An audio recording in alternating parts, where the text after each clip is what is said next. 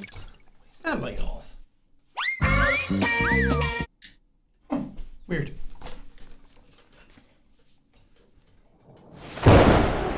Come on, and let me tell you a tale from my youth. It all began. Can we do one of those like flashback sequence things? It all began in the year 2006. I was 16 years old, and my class was taken out for an outdoor retreat. There's a thing in my school called a transition year, which you do the first 3 years of school and then you get a chance to do a year where you get to try out other things before you go to the last 2 years of school. If you didn't like the subjects you picked in the first 3, you got to do a transitional year to go into the last 2 to maybe pick different subjects. Maybe you didn't try music before, now you want to try music, you know? So I went into that and extended my stay at school, and some of my friends also did this year. But what also happened was we got to go out on retreats. We got to go out and do stuff outdoorsy more than the other classes got to do. So we got to go to an outdoor park where you get to do different outdoor activities, kayaking, archery, climbing. We did all of those and it was a great day. I was so excited. As someone who has an ADHD brain who hates sitting in a classroom and looking at a whiteboard, this was music to my little leprechaun ears. It was epic. So I got to be in my element. This was my chance. Everybody else was good at school, or at least not stupid like me. So they all got to show off their academics in class. They all got to show off the sports that they were good at. Going outdoors, it was big daddy time. I got to show off my skills. I had a bow and arrow at home, and like a really good one, like a fiberglass bow that you could probably kill a man with this thing. I got it as like a gift for my birthday when I was about 14, and I used to shoot it at hay bales, and I was good. Maybe with a couple of bit of more practice, I could have been the best. So first on the chopping block at this thing that we were doing was archery, and I thought, oh my giddy aunt, all you other fuckers got to show off your skills. Now it's my chance. I stepped up to the plate. I was the first one because I was so eager to show off, and I got this bow. It was an incredible bow. I was like, yeah, these bows are some of the best you can buy.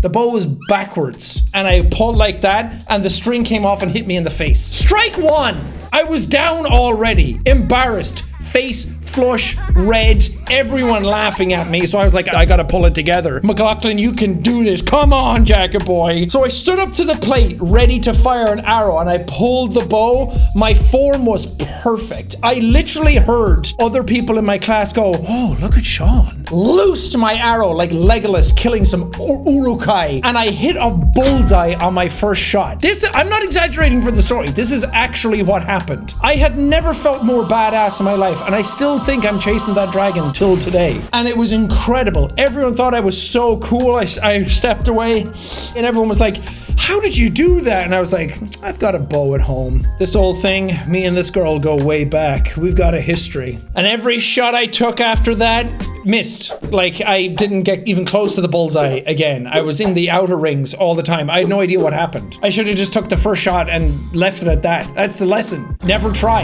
Either succeed or fail, and then leave it.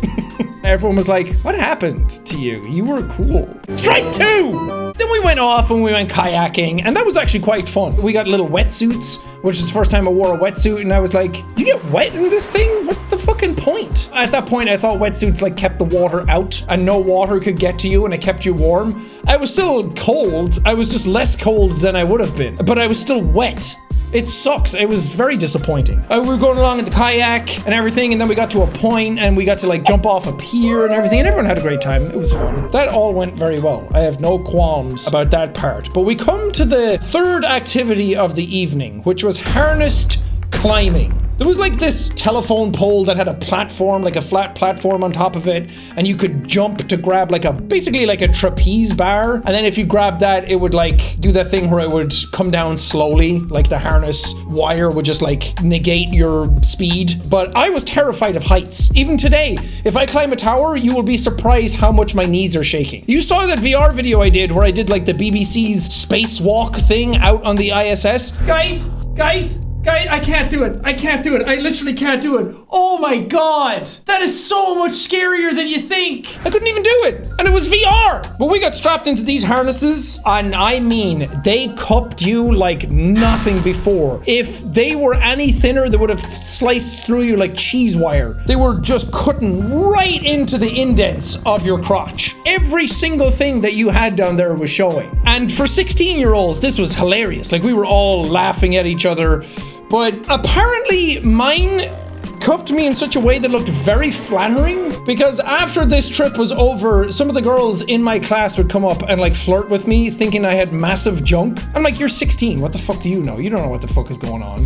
Come on. It swelled my head as a 16-year-old. It felt great, even though I knew that that wasn't what was happening down there.